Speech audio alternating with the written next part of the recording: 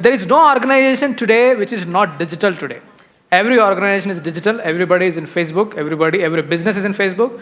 Every business is in WhatsApp, Insta, whatnot, at least ERP to an extent. So therefore, it has become imperative that businesses should go digital to reach out to the best, maybe clientele across the world, or even to a country, a subcontinent like us, needs a robust digital system. So what entrepreneur can do? You are not a technocrat. So many ask us, we are not into digitalization, or we are not a digital thing. See how we can approach when appointing a digital strategy and trying to recruit some guys, or giving some assignment to any digital agency and all. So all these things need a bit of understanding about digitalization. So we have with us today Mr. Lakshmi Moorthy garu, CEO of Niche Brains India Private Limited.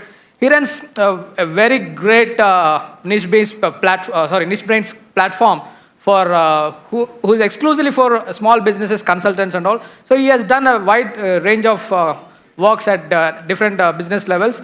We welcome you, sir. So, getting MSMEs ready for 10x growth. I think since morning, there are a lot of eminent speakers who has talked about the need for accessibility to finance as one of the major reasons for a success of the organizations. So, like, for example, Mr. Isaac George, when he started, how GVK was about 30, 40 years back, and how it is today. He is, he was one of the major person in terms of building 38,000 crore company. The main ingredients which he talked about was, before talking about accessibility to finance and fundraising, he talked about marketing and then strategy and then risk management and everything. Because one part, as I would say, is that important is that accessibility to finance is important, but before that, what is also important is the other factors are also important. So with that as a start, and also people also talked about modernization and then technology and many aspects as to how MSMEs can grow in the coming decade. So what we are going to look at it in the next 20 minutes is that how MSMEs can get themselves ready and what kind of a thought process they should be having with respect to digital transformation when they really approach their growth in the next coming decade as well. So let me start. See, one of the major challenges faced by MSME today is that access to finance or access to credit. And that's why we had a fantastic morning session where people talked about various opportunities and various schemes offered by the government as well. And now you have access to all the schemes, you have finance ready, what next?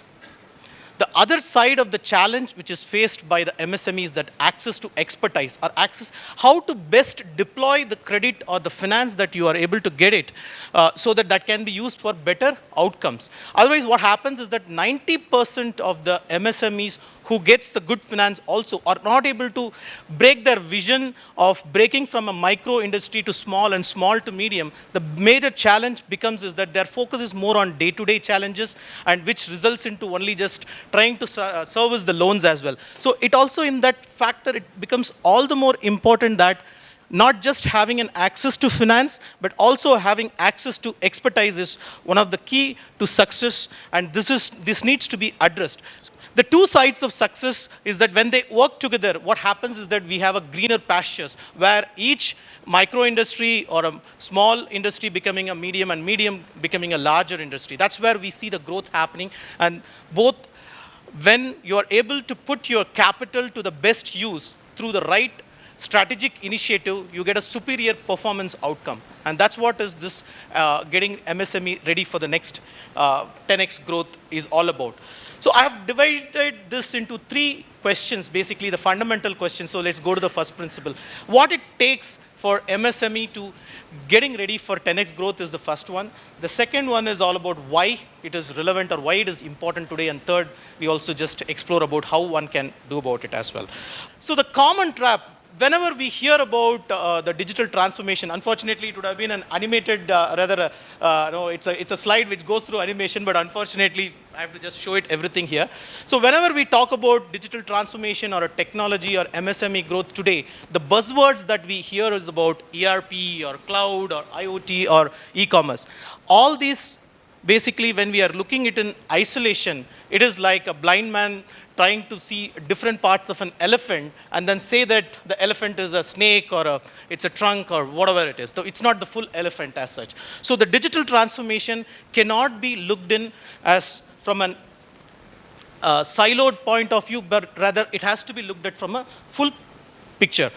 Any technology initiatives which is from an old organization, old business practices, which is what is the major micro and small industry go through, is that they're saddled with the old business practices, legacy business processes. When they put technology on them, what happens is that EOO, what we call it as expensive old organization.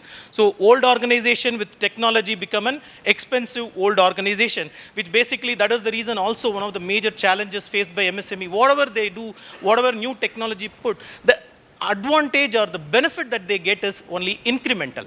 It's not exponential. So the 10x growth can be only be possible when we really look at it from a different mindset as such. So I was thinking about what example I can give. So I just thought that let me take a practical example instead of Amazon's or Netflix, which is possibly they have gone even 20,000x from where the micro SMEs today. So I was thinking about what example we can take. So I came across, I'm sure that the people who are having four-wheelers would have come to this particular challenge at any point of time. At some point of time, after 5 years or so, they would have to change their tires. I'm sure many of us would have gone through. What normally do it when we have to change the tires? We go to, I'm sure that just about few kilometers from here, there is a Raniganj, and once we enter the street, we will see lots and lots of shops. I think almost like 50 shops, one street full on both sides, where we have different brands, different options are available, and different cars, every place. And it's always crowded. There is always a huge amount of waiting time. And what happens to these tire shops? There is, on one day, you might have a lot of business, and on another day, you may not get any business at all. But then, however, they don't know what kind of a cars or what kind of a model or a brand the consumer would want. So they need to really plan and stock everything. All these things, where it results to, they wait for the business to come. It is suboptimal. And all these things, they have to incur the cost of fixed cost, and also they have to really wait for the client to come. And when they come, what happens? So what happens is that they are having a physical shop, and they have to make sure that they have a stock availability. And what differentiates is that if the shop is at the entrance of the street, then possibly they might get a first customer, first come, first serve basis. Otherwise, they might need to really wait. That's just a fluke, I would say that. And the price, it's all commoditized, right? Tires are typically, the price is set by the manufacturer, and then they have a margin, and they need to really get it. And from the consumer point of view, it's not really an important for me to change the tire unless and until it is really, I don't have an option. But if at all I'm coming, I have so many people whom I can go with, so I don't really have any differentiation. I don't really see that I need to go to that specific shop, or I need to go and buy a specific brand unless it is mandated. Otherwise, we always go and then ask, what is the price of the tire? And how quickly, whichever is the shop which is free, we just go and do it. And the person, whoever is there, they have to drive, they have to wait and do it. Now, all these things are inefficient. Now, from the tire shop owner perspective, who is running this shop, a micro person, what is that he has to really making sure that he has to focus on day-to-day ends meet, and he's never successful. Now, a person, an organization, majority of micro and small industries are following the age-old processes and waiting for their business to come and follow the old kind of processes. I have a very pleasant experience few months back in Hyderabad itself. Again, it's called innovation or modernization from a different perspective. So when we really look at it, what we have is the tires on wheel, and there are some people started doing, I'm sure that about it. So what happened is that this person has given a call to the community, or they have worked with the community. They have taken, then the community messaged them saying that, hey, there are some tire preventive maintenance persons are coming. If somebody wants to maintain their tires or change their tires, they can register themselves. They can give their information about their vehicle details, and they will come and they will call you, and whatever the challenge, they will get fixed. It was like, I don't really have to, my information was given to them. And they called me promptly and saying that, sir, you have registered for this. Would you really need it? We are going to come at that XYZ at 11 o'clock tomorrow. Would you be available? Or is there any other time we would like to come? There is that call happened. They came and they fixed it in, let's say, about 30 minutes of time. So how they changed the whole model as such. So for me, I don't really have to plan my time. I'm sitting in my house and I don't have to really go to a shop, wait for them to fix it or queue and all. It's available to me, so I can carry on my work while this issue gets solved. And personalized service. So I'm being informed about when they will come, what is the price, what kind of, how long it will take to solve, and what help they will be needing. All those informations are already given. And cost savings also, because if I have to really intangible time I'm spending not just on tire, but also my our time and also the travel, lot of things happens. All these things are getting saved. And proactive recommendations. See, it's not just, so if I'm going to a shop and changing the tire, it's just the one tire gets changed. And if the person is not busy, he might inquire for other services. But here, he's coming to my home, he's having my information, so he will be able to, he's able to recommend what are all the things. So upselling happens. And finally, there is a personal connections and there is also future business opportunity. Because he's not only changing what is supposed to be done, but also he's assessing what is happening on other tires as well. Sir, this tire has to be changed about after 3 months. So can I call you after 2.5 months and then fix the timing? What happens is that he's ensured of business continuity, which was not possible before. So how does this possible?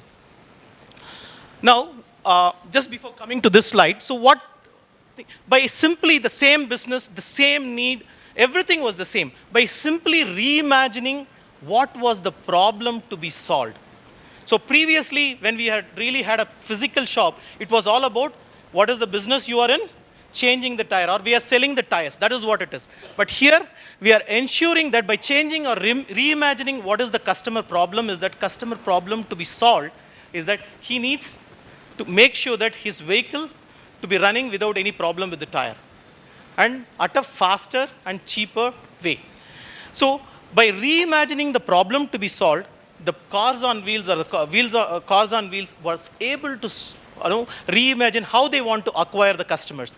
They didn't really have to call each and every customer. What they have to work with is that they have to work with the community people. So they are able to get more leads in one call. They don't really have to spend on that, number one.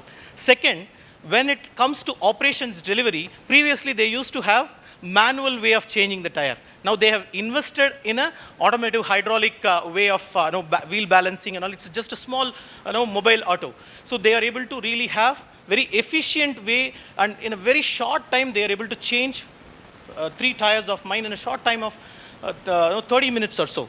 And payments. Now payments are already, everything was automated. So what I need to do is just do whichever app I'm using and then make a payment. And finally the service. I was enthralled, right? So what happens is that if a very, very low cost or whatever an unprioritized need for me can be solved by reimagining what the customer need is, I'm sure that each one of us, before embarking on a transformation, it should be possible to look at the business that we are in and what kind of a problem that we solve. And with that help, we should be able to identify what is the customer background, what are their needs are, and how I can reach them better. And that's can be the starting point. So what is the framework of all about? Should we really be doing everything with respect to marketing? Should we really spend too much of money in marketing? Should we really have to purchase software which possibly we may or may not need?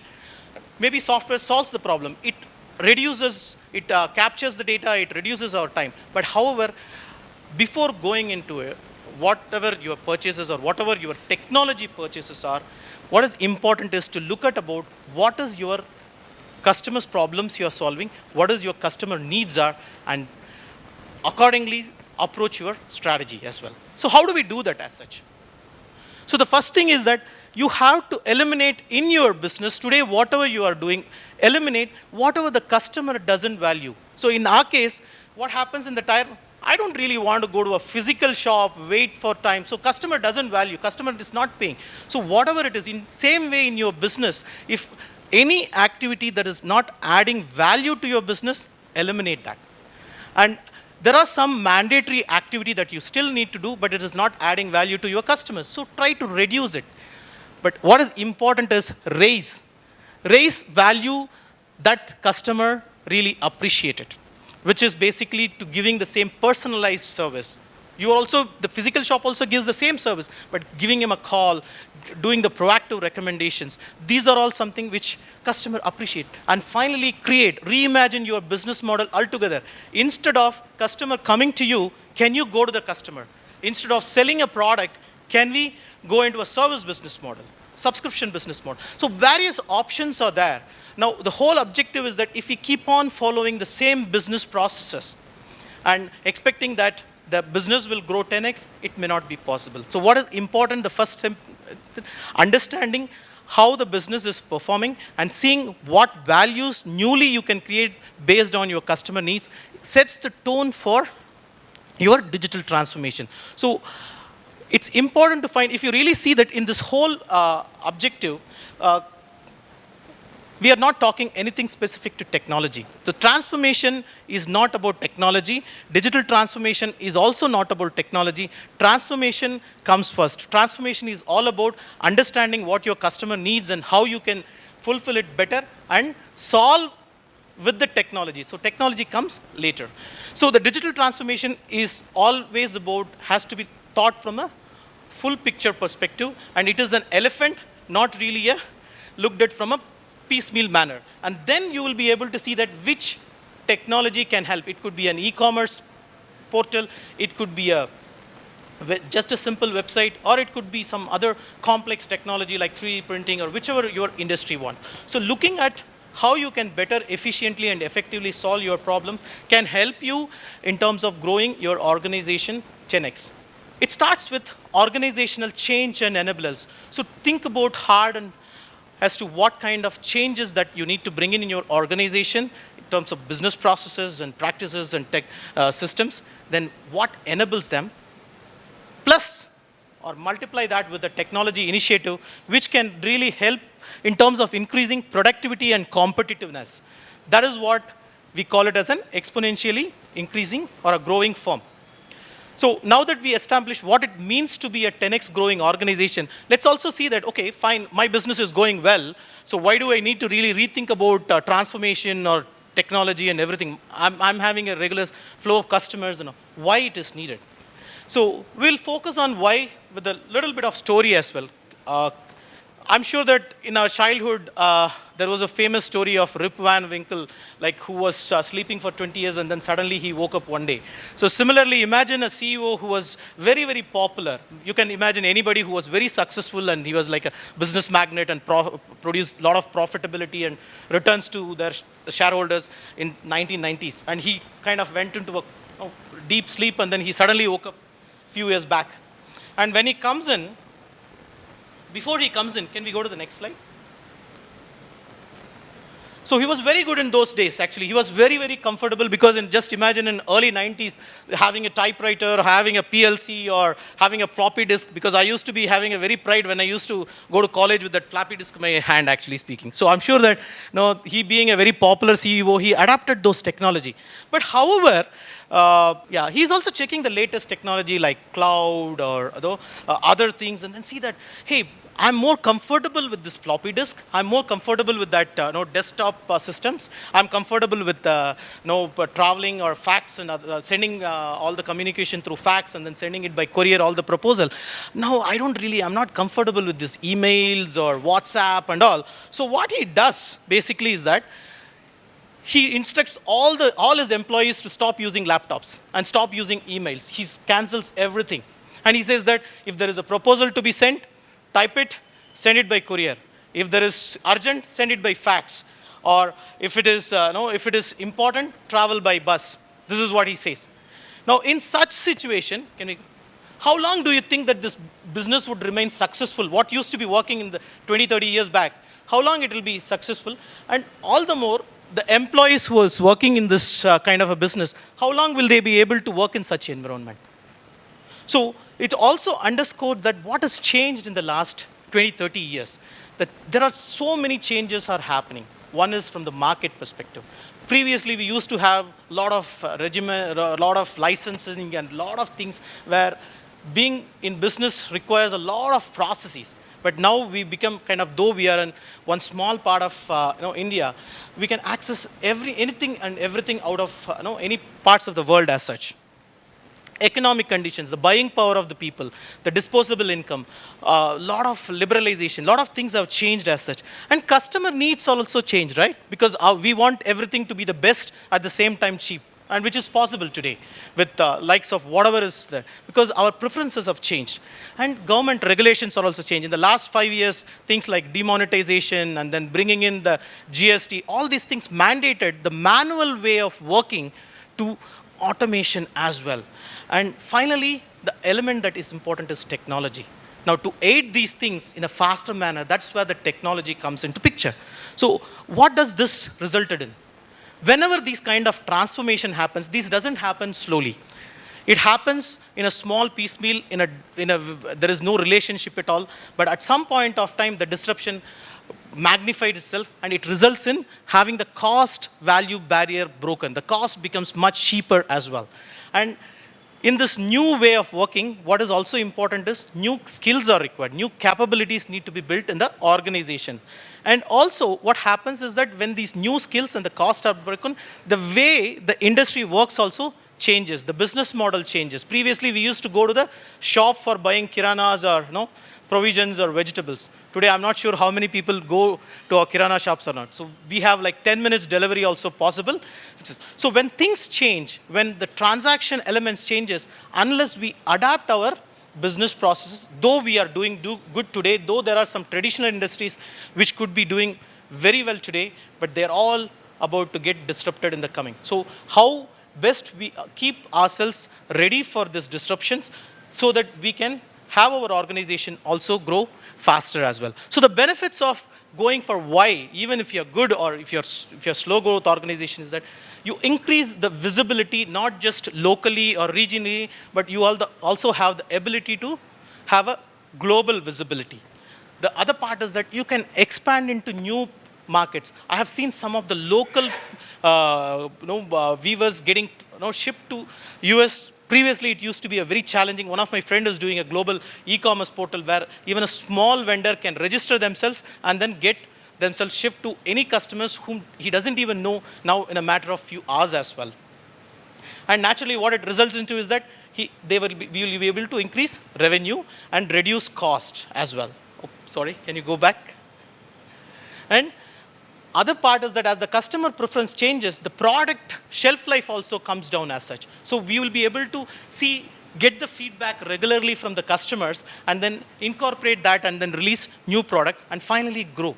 That is what all the micro industries want to grow to a small, and then small wants to go to a medium, and then medium wants to go for a large industry as well. That's where the overall vision comes into picture. I believe that I was able to make that why part of it. Now let's spend few minutes to see how we can make it possible. We can spend how can be in few days of workshop, but I'll take few minutes to explain how we can have this 10x growth possible and incorporated in your organization as well. The first step is that you need to set your goals as to understanding what your business are and who are the customers whom you're serving and what are their preferences are. And from your side, inside out, what is your revenue goals? Who are the customer you want to serve in next 1 year?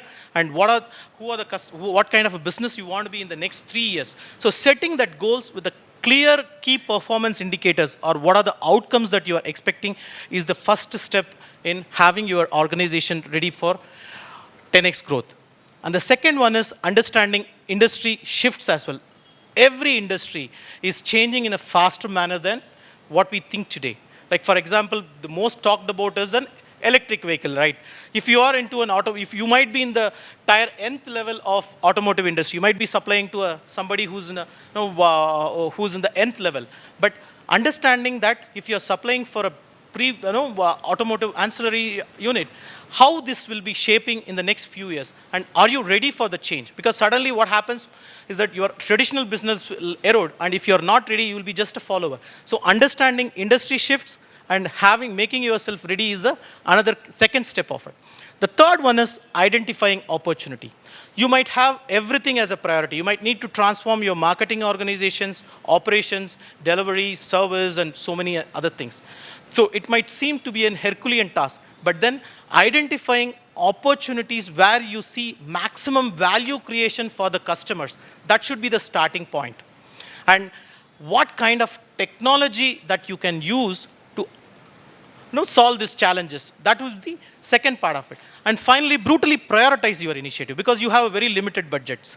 Like one of the famous quotes I can say is that what Elon Musk has done when 2014 or so when he introduced electric vehicles, first he built a very, very scrappy, not really a high performance vehicle, but sold that, used that money to build a better one. And then next is use that money to build up next better one, so on and so forth. So prioritizing and executing can help you to become better and help you transform and grow. So I'll just go back to where we are. Accessing to finance is one part of the problem. The second part is accessing to expertise and having that expertise either as inbuilt, and if you're building that or attracting the talent or reimagining the business and spending that time to innovate will be your next challenge to solve it. So having these two issues addressed can help you put in a growth pedestal and help you in terms of arriving at a faster growth in the coming years as well. So how we can help? So we are Niche Brains. On our platform, micro, small, and medium industry leaders can come and connect and collaborate and transform their organization by connecting with their respective domain experts. And what we also help MSMEs to realize is a business outcome focused engagements, be it marketing or strategy creation or execution and optimization of their supply chain as well. And so what are the areas that we do from strategy, operations, and how you can acquire customers and new product or launch. And in our platform, you will be able to help get an advice from experts, or you also have a lot of tools that you can use on your own to start initiating various transformation initiatives and key insights as to what's happening in your different industries as well. And monthly workshops where we bring in experts in specific domain and then help them share their perspective. And what we do is, unlike other knowledge sessions, after the session, you will be able to immediately implement in your business as well. And finally, connect with experts. And our mission is to empower millions of MSMEs in India to become a digital enterprise and grow exponentially. And I really appreciate and thank you, thanks Mr. Sandeep and Bankable Business Summit for giving me the opportunity.